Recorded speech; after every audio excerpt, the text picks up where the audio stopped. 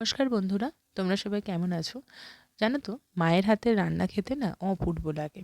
আমার মা এই রান্নাটা আমার দিদার কাছ থেকে শিখেছেন এবং আজকে আমাকেই রান্নাটা করে খাইয়েছেন। তোমাদের সঙ্গে রান্নাটা শেয়ার করছি। প্রথমেই ডিমগুলোকে সেদ্ধ করে মাঝখান থেকে কেটে নিয়ে নুন হলুদ মাখিয়ে কড়াইয়ের মধ্যে একটু তেল গরম করে খুব ভালোভাবে ডিমগুলোকে ভেজে একটা পাত্রের মধ্যে তুলে রাখো। তারপরে কড়াইয়ের মধ্যে একটু তেল নিয়ে পেঁয়াজ বাটা, আদা বাটা, রসুন বাটা দিয়ে ভালো করে একটু ভেজে নাও। ভাজা হয়ে যাবে যখন, সেই সময় তোমরা একটু বাটির মধ্যে একটু জল, একটু জিরে গুঁড়ো, একটু হলুদ গুঁড়ো এবং একটু লঙ্কা গুঁড়ো নিয়ে ভালো করে মিশিয়ে নাও।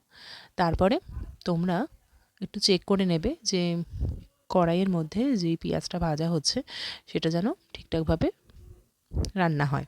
তারপরে তোমরা ওই জিরে গুঁড়োর যেই মিশ্রণটা বানালে বাটির মধ্যে, সেটা পুরো কড়াইয়ের মধ্যে ঢেলে দাও এবং খুব ভালোভাবে নাড়াতে থাকবে। এবার তোমরা তেজপাতা দিতে পারো, তেজপাতাটা অপশনাল, দিতেও পারো নাও দিতে পারো। তারপরে একটু জল দিয়ে ভালো করে একটু নাড়িয়ে নাও যতক্ষণ পর্যন্ত না দেখবে মশলাটা পুরো কষতে আরম্ভ করছে, ততক্ষণ একটু ভালো করে নাড়াবে। আস্তে আস্তে যখন দেখবে মশলা থেকে এরকম তেল ছেড়ে আসছে, তখন তোমরা কি করবে, একটু জল ঢেলে দেবে। জল দিয়ে ফোটাতে আরম্ভ করবে। যেই দেখবে এই মশলার উপকরণটা ফুটতে আরম্ভ করেছে, আন্দাজ মতো একটু নুন দিয়ে দাও।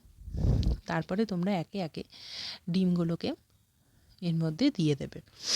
তারপরে আবার একটু ফোটাবে যতক্ষণ পর্যন্ত না ডিমগুলোর মধ্যে মশলাগুলো যাচ্ছে।